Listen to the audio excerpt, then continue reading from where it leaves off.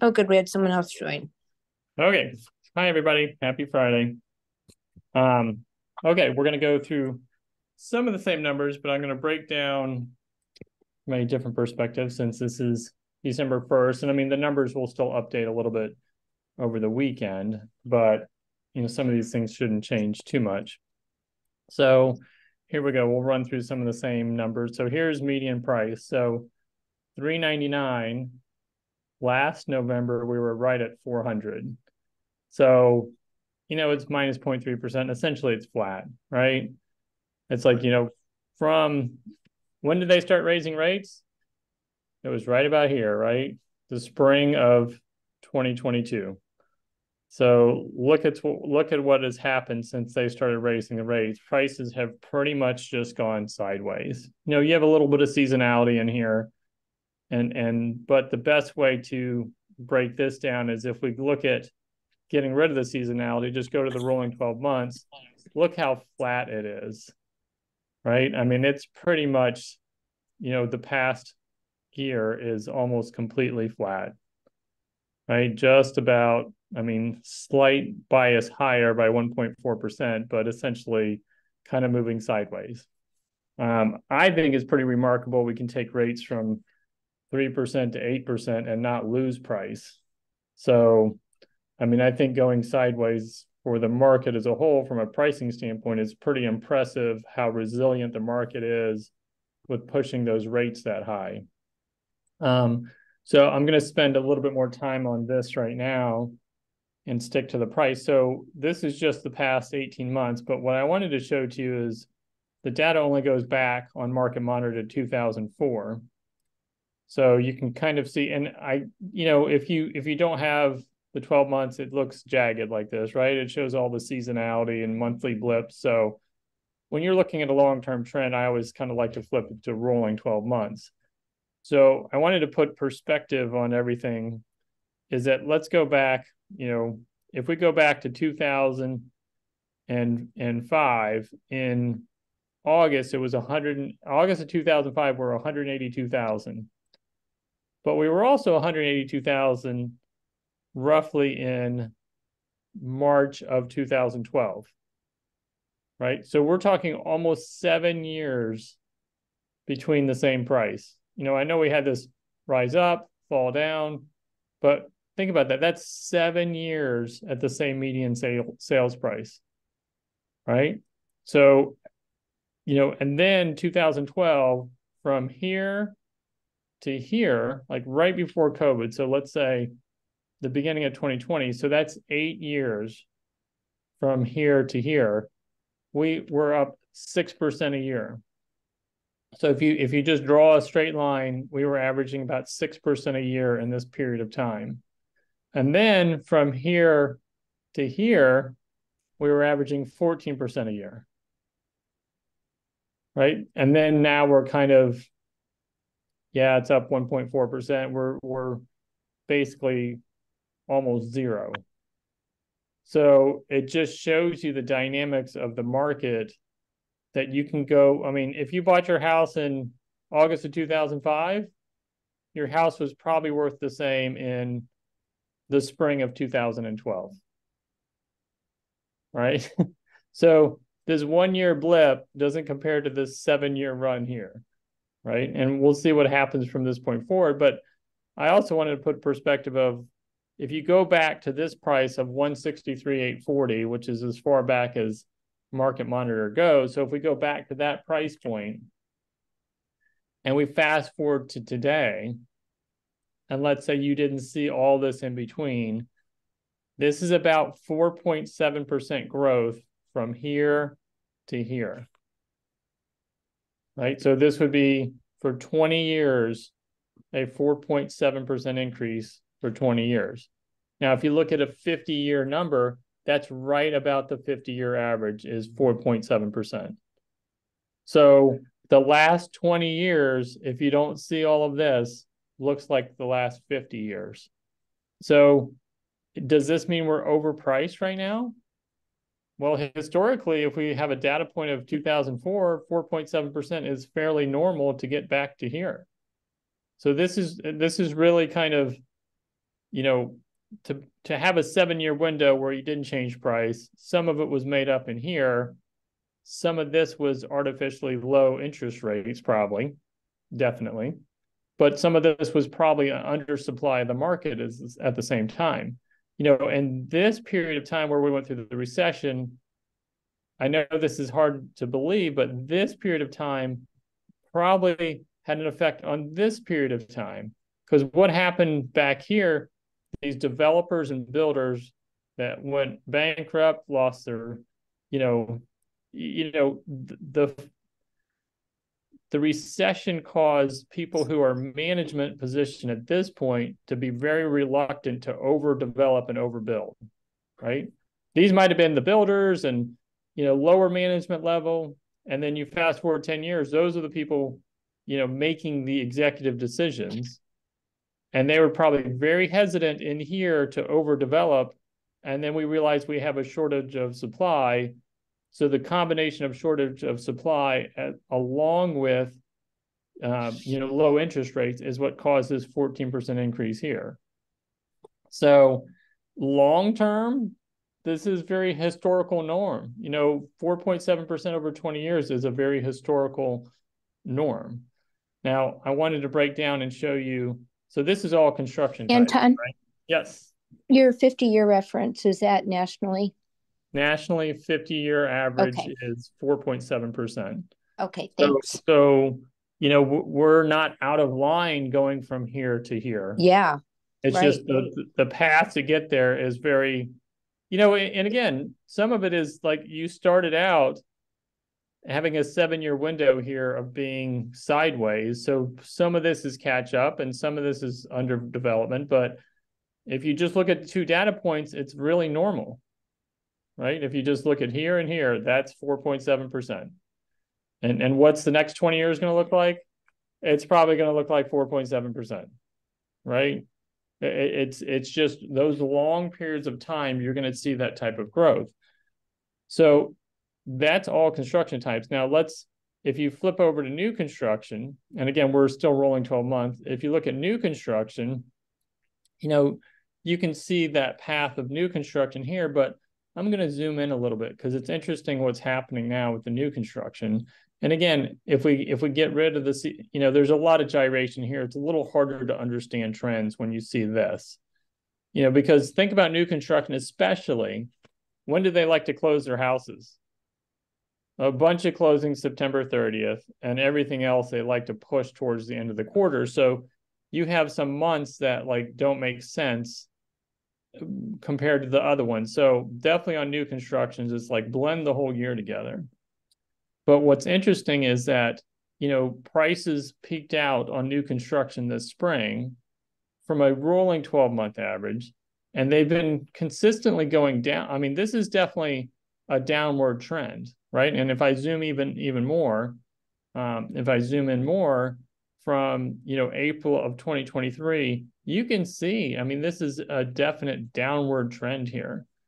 So, 443, 273 was the rolling 12-month average in April 2023. We're down to 419.9. So why does everybody think this is a downward trend? My perspective is there's a couple reasons. One is obviously we're fighting higher interest rates. The builders are having to incentivize buyers to come buy their product. So what are they doing? They're doing a combination of buy downs, lower prices, but also I think we're going to see they're going to be building, and they are building smaller homes, right? I'm not saying they're not building 4,000 square foot houses, but they know affordability is an issue with selling their product. They're trying to keep the prices down so that people can afford to buy their product. So they're pushing the size of their homes and maybe the features they're putting in their homes. I feel like they're pushing down to keep the price down, to keep it affordable, to keep selling product. So this is something to watch here, because I mean, look at the run up that we had, but that is a definite downward trend over the last 8 months, right? So And if we flip to new construction, so same chart, right? We're just going to go from new construction to previously owned. So if we go to previously owned, look what's happening here, right? It was kind of sideways. And then look what's happened since July. It's ticking higher, right? So it's interesting. The new construction is going down in price on a median sales price, whereas the resales are going up. And it's just a trend to watch because there's definitely something that changed in the spring. And it's interesting. If you do a rolling 12 months, the new construction, if we go back in time, it went sideways for a while, but it hasn't gone down. Yeah, it went down in the recession like everything else, but it hasn't gone down recently. So if we zoom in again, these are two trends to watch: the disparity between what's happening with new construction and what's happening with previously owned on prices. So it's something to watch as we go forward in time. So here's the blend of those two, right? The all construction types. Again, this is what I was saying earlier. It's like if you look at all construction, it just kind of looks sideways, like we're going sideways in price. And when you flip, if we go back to the monthly, when we flip the calendar, it's still going to be hard. May and June of 2022 and May of 2023. I mean, these are going to be prices that I think when we're in the spring, I mean, maybe we'll hit these numbers again, but I don't think all of a sudden we're going to be at 450,000. We might be on this very slow sideways action for a lot of the year, dependent on interest rates, right? But this could go sideways for a little bit longer. But the good news is, like, other than new construction, again, new construction doesn't mean their new houses are going down. I think they're just building more cost-effective total price houses, meaning maybe some less features and smaller homes. So if we flip, so that's median sales price. If we look at price per square foot, again, if we get rid of the seasonality effect, it's kind of interesting. Here's the new construction, right? So new construction is on price per square foot is kind of holding flat, but the previously owned is, 5.1% it's a fairly significant increase, right? And I think we're seeing this on the previously owned because there's a lot of people renovating their houses, right? And those renovations are being sold. So they're putting money into an existing house that, let's just say, was $200 a square foot, and now it's selling for $226 a square foot. And it doesn't mean the house went up that value because they put value into the house, right? So the increase in price per square foot is because they're spending money and putting money into, whether it's maintenance updates, whether it's upgrades, they're putting money into the house. And if we go back to all construction, so percent of original price. So now zooming in here, if you look at monthly, so this is all construction types, right? So we were stuck at 100% on median. And remember, 100 median means half the houses we're selling for full price or higher and half we're selling under full price. So that's just something to watch here. And then we fell off August of 2022. We fell down to 96.6. So that was a pretty significant decline in January. So look at January, it was 96.6. When are those contracts written? Those contracts are written, the last week of November, second half of November, December, right? What time period are we? We're that same time period, right? So what's happening now? Here we go. We're going down this mountain again. Now, if you compare November of last year, we're at 97.8. November of this year, we're 98.7. So we're 0.9% higher. So this shows to me this was a more dramatic drop-off because of the increase in rates at the second half of last year than this year has been, right? This was kind of going from 3-4% interest rates up to 7. This is kind of was going from 7 to 8 and then kind of back down closer to 7. I'm not saying we're at 7 again, but we kind of came back down. So you can see our fall off is maybe not going to be as high as it was last year. In December, we were 97.2. I don't think we're dropping 1.5 points from November. And then you look at January, 96.6. I don't think we're dropping 2 points, right? So this valley, I don't think is going to be as deep as this one. But if you have buyers right now, what are you showing them? You're showing them, if you're going to buy a house, when do you want to buy a house and have a negotiable house? In here, right? Where are we now? We're right in here. We're at the low period of percentage of original price. So buyers are going to have the most negotiating room right now through maybe the first half of January, but don't wait too long, right? So it's the negotiable time of year. And if you go back in time, if we go back in history, well, maybe that's too much history, but if you go back in here, so 2018, we were 97.1 in the winter, and we were at 98.5 in the summer. We went back down to 97.1 in the winter, back up to 98.1 in the summer. This is seasonality. We completely lost seasonality in here, right? This period of seasonality was gone. This was an extreme. We're going to find a normal seasonality again at some point, and we are forming it over time. Maybe a little bit higher level than we were back here, but this is going to be normal seasonality. Once you start hitting the new year, it's going to start going back up. So look what happened January this year, 96.6. Watch how quickly it goes up. It went to 97.2, jumped to 98.2, 98.8, 99. So by June, you're back up to 100%. So when are the June closings? Those are written when? Probably April and May for the most part. Right? So that highest contract writing period is where sellers can afford to be the least negotiable. Do we reach 100% this year again? 2024? That's a pretty high number historically.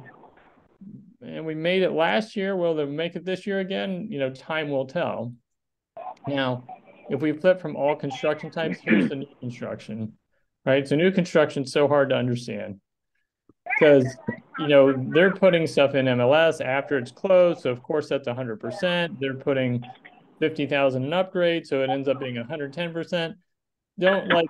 This is kind of hard to read, just from the standpoint of so much of that is after the fact.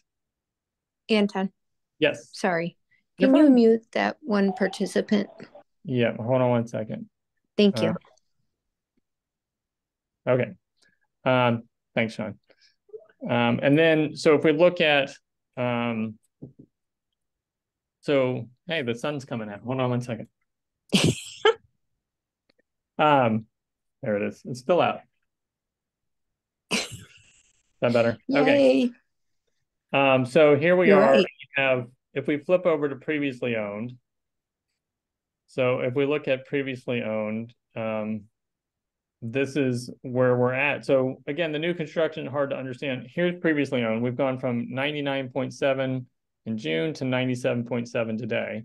Still higher than last year, but you can see the valleys and the peaks are becoming more back to a seasonal trend. So this is a great thing to share with, buyers, especially ones you're trying to get on paper right now.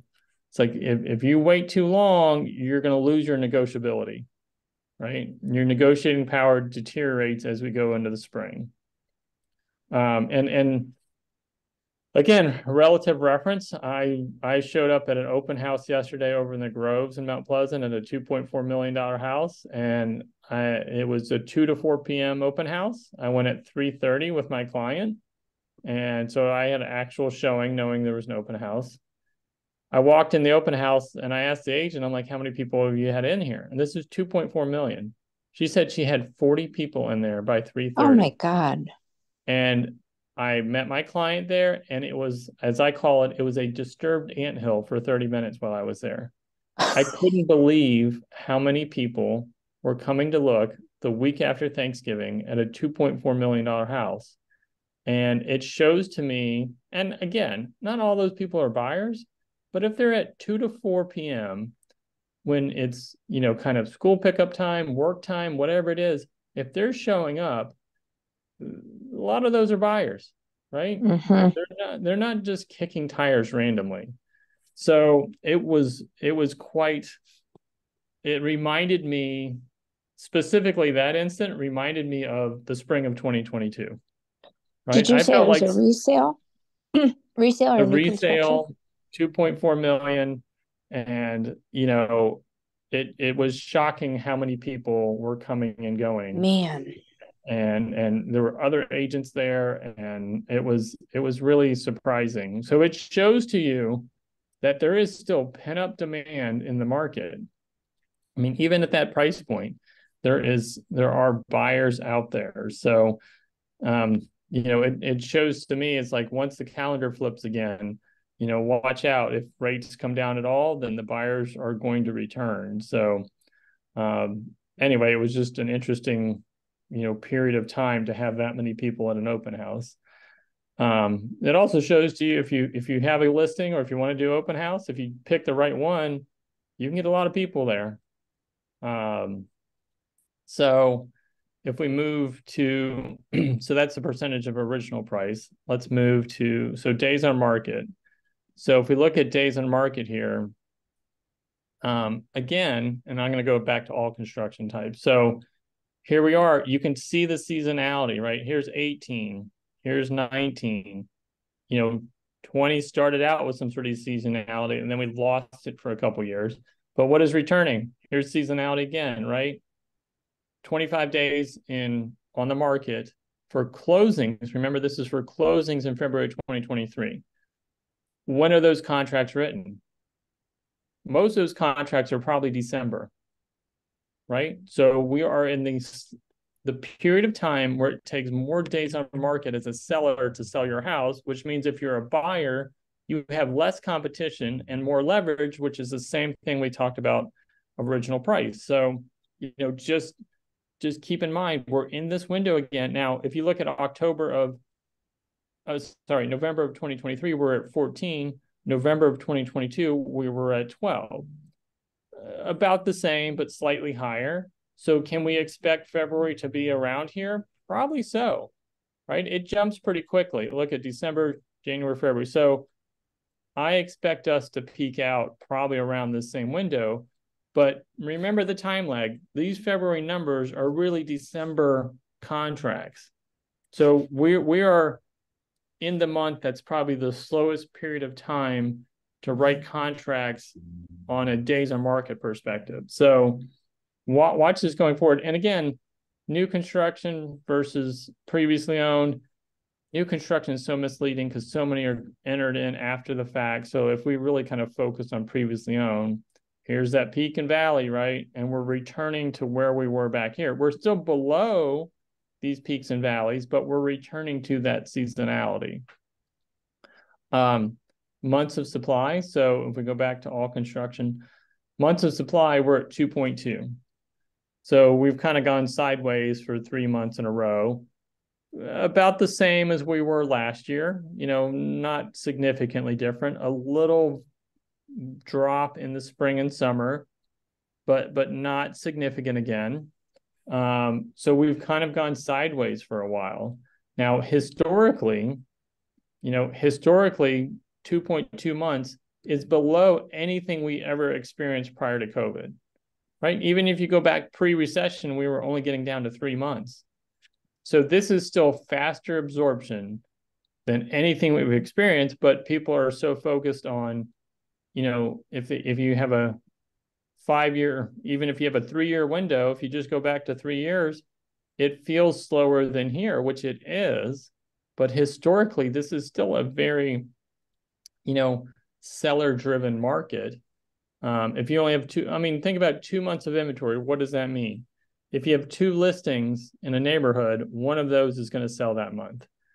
Now, back in the recession, for those of us who were in the business, we had almost 17 months of inventory. So if you had 17 listings in the same neighborhood, one would sell that month, 1 out of 17, right? 1 out of 17. Now we're 1 out of 2. So every other house will sell this month. So just perspective on how, if you think there's, and don't you notice there's not a ton of conversation about a bubble in real estate anymore that we had 6 months ago? Doesn't that discussion, like on the media, doesn't it seem to have disappeared? And this is such an imbalance of 16.6 months of inventory of supply and demand. That's what drives prices down. 2.2 months, that is almost impossible to drive prices down. The demand is still outweighing the supply. So, if we zoom in again, so let's go to 5 years here. So if we zoom in again, and John Crompton pointed this out to me this morning, it's like, if we have 2.2 months, when was the last time we had that? Going backwards, we're kind of back to August of 2020. So, we've kind of gone through this period of time all lower than where we're at today. Now, when are we going to return to pre-COVID numbers?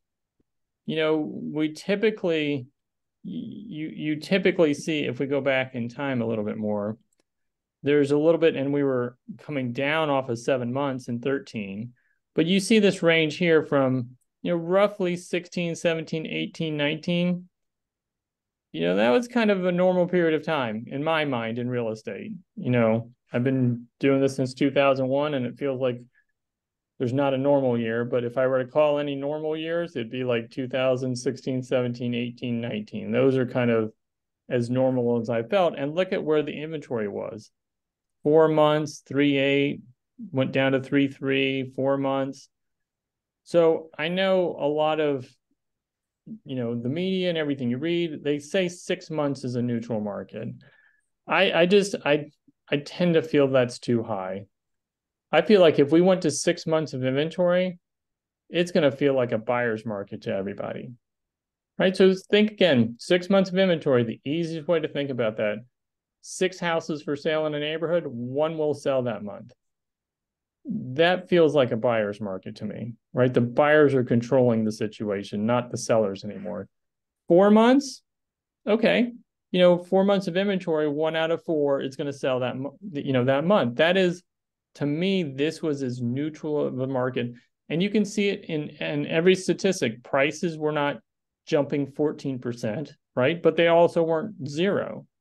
So prices in this period of time were going up around 4.7%, the normal. So again, 2.2 months, I think, and I don't think it's going to happen in 2024, but I think we're going to head back to this 3.5, 4 months of inventory. And when we get there, it's going to feel like a normal market where a buyer can go look at a house, and then the next week can go look at it a second time and negotiate an offer and get a certain percentage off and do an inspection report and get some repairs done and make sure it appraises. It's going to feel like more of a normal market, which it still doesn't feel like yet. So, from an aspect of where we're headed, 2.2 months, I don't know if we zoom in again, we dipped a little bit over the spring and summer, right? We got down to 1.7, 1.8. But when I look at what's happening to the inventory now, I feel like when we went into 2023, and I'm just looking at my calendar with the numbers on it, we went into 2023 heading down on inventory, on homes for sale. I really feel like we are feeling the seasonal slowdown on new listings right now, but I really feel like January 1st, you're going to see a decent amount of inventory come on the market that it's going to surpass the demand. So if we flip to homes for sale, I think that's where we're headed. I think we're going to go higher on inventory once we hit once the January 1st, because typically, if you go back in time and we look at, here's 18, right? So we started the year with 5,041 and we peaked out in June at 5,731. And then you go to 19, we started the year, we ended the year at 5,409, we ended up at 6,187. And then everything changed in here, right? Everything just changed. Now look at, 2022, we started low and went to a high, went down a little bit, up a little bit. I feel like we're going to trend higher right when the new year starts. I think this number is going to go up. So I think we've seen the low even the past year on inventory. So yes, the inventory shows are off 9.1%. From a market monitor standpoint, I'm hesitant because when I look at my calendar, we're pretty much flat from last year. So I don't necessarily believe this is true. I've looked at some numbers, market monitor. In a month from now, this is going to be zero. So when I look at my actual calendar, I think we're very flat, and I think we're going to head higher. Now, head higher is if we end up at 5 to 6,000, that's pretty much maybe where we're going to end up over time. I don't think we're doing it in 2024, but I could see 4,000, 4,500 next year.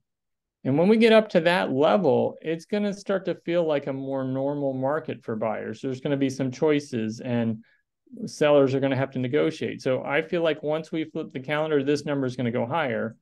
Now, I also want to remind everybody, it's not like here. We had almost 12,000 houses for sale in 07. Right? So we have 3,000.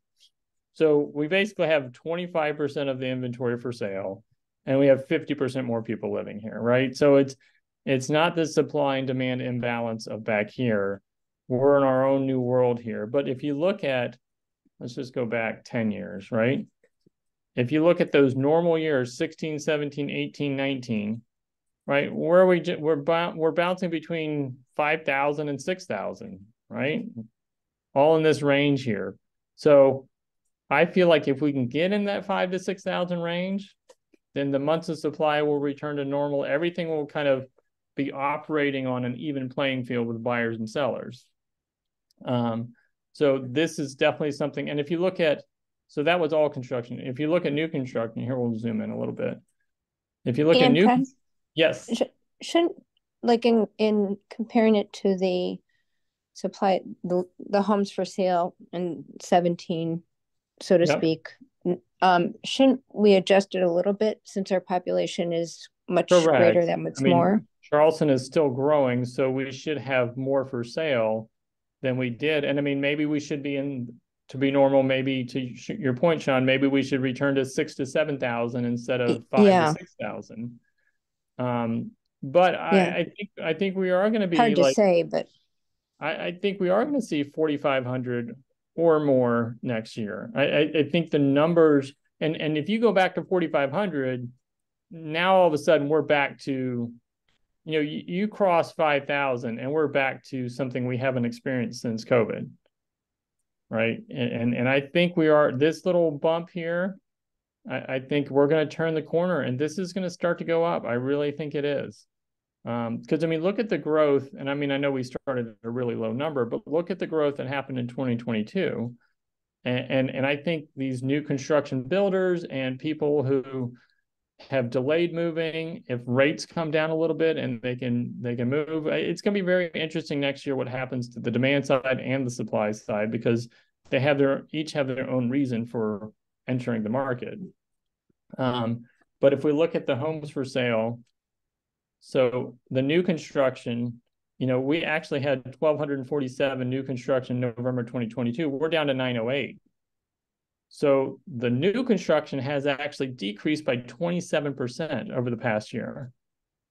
So that's kind of eye-opening. And what's happening, the previously owned is actually up 1.1%. So kind of sideways, but the new construction has actually declined. And we'll see if the builders can ramp up their development and construction fast enough to override the demand. But this is an interesting trend we have to watch here.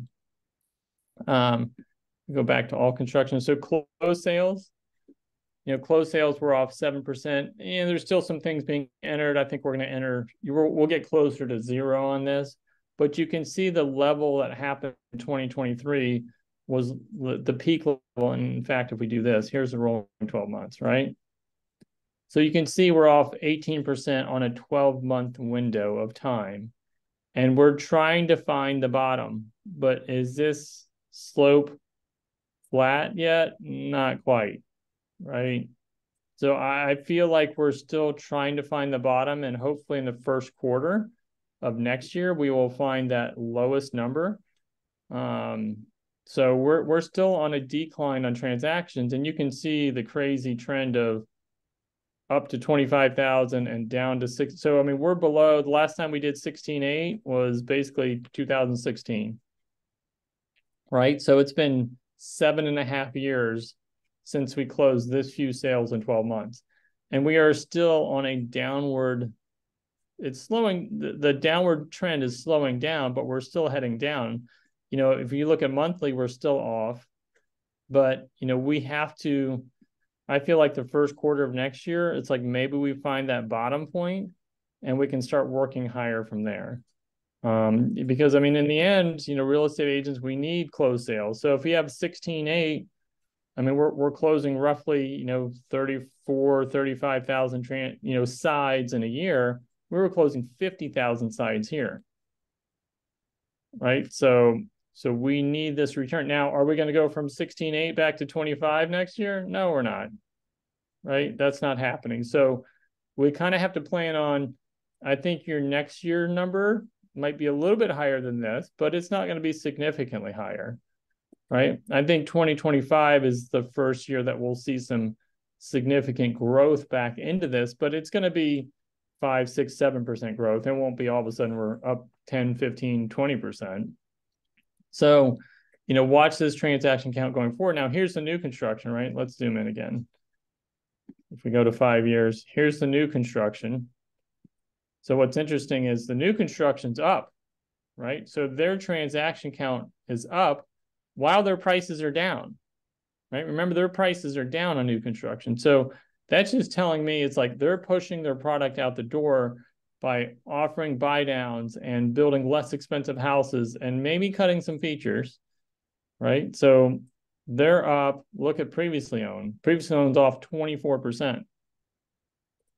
Right. And we're still, if you look at the previously owned, it's still trying to find the bottom. And the bottom is well below. So 12,172. The last time we did that, we got to go back to 15. Right. So that's been 8 years since resales have sold this few number of homes. And year over year, we're off 24%.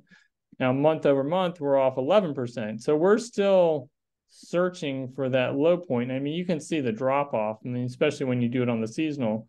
Look at that drop off. We closed 2,057 resales in 1 month of 2057, and we closed 782 last month. So I know part of this is seasonal, but look at the drop off that happened last year. So we're kind of headed probably towards the same. If we zoom in a little bit, we're probably headed towards the same bottom, right, in January. So, and then the recovery part will happen, you know, next year is going to look like this year in my mind. And then 2025 will recover some of that. Here's the new listings up 2.6%. So 2.6% more listings November 2023 compared to 2022. And then if we look at, you know, the peaks are obviously so much lower. And if you go rolling 12 months, we've kind of flattened out, right? This is all construction types. So we're listing on an annual basis around 21,000 a year. And it is like just flatlined at this point. So hopefully this is showing a bottom, right? We don't just step and go back down. This looks like it's trying to form a bottom here. But if you look at the new construction, again, it's up and up significantly from here. Right, from here to here, that's pretty dramatically higher. Look at previously owned. Pretty dramatically lower, but looks like we're forming a bottom, right? So this is all good signs for going forward. It's not flipping a light switch and everything changes overnight. If we go back to pending sales, so pending sales, you know, we've gone from 25,000 pending sales on a 12-month basis down to 17,000. So year over year, we're off 10.6%. Now, again, look at new construction, up 24%, right? So there are a ton of properties being built that are under contract, right? So that'll close the first half of 2024. So I expect new construction, if the pending sales are up 23.9%, the closed sales are going to be up next year for new construction. Previously owned, off 20%. But 20%, so I mean, flip between the two. New construction up 24, previously owned down 20. But this looks like it's, again, finding a bottom on pending sales. I mean, hopefully we're at the lowest level we're going to be and working our way up from there. Same thing with dollar volume. If you look at dollar volume, the market as a whole is off 14. New construction's up 9%. Previously owned is down 20%. Right? But down 20% looks like it's forming a bottom. And remember, 7.1 billion in the 12-month period of time is way above COVID numbers, pre-COVID numbers of 5.3 billion. So perspective is it's hard to digest when this is what we remember most recently. But historically, this is where we were at. We just had this run of a period of time. So going from here to here doesn't look bad until you see this. Right? So this is not abnormal. It's just we're returning to the normal. And then if you look at shows to pending, and if we look at, let me get rid of this. So, we've kind of been drifting lower. So this is showing you have 9 showings before you go pending. So, I mean, if you have listings that have had 15 or 20 showings and you don't have an offer, that's the market telling you got to change something, meaning the price. So, I mean, that's telling you 9 is the norm. Shows per listing, we've kind of, again, this is partially seasonality, right? Spring of 2022, we were at 11.4. We hit 7.4. Now we're down to 4.5, off slightly from last year. But if you have 4.5 shows per listing, that's 1 showing per week.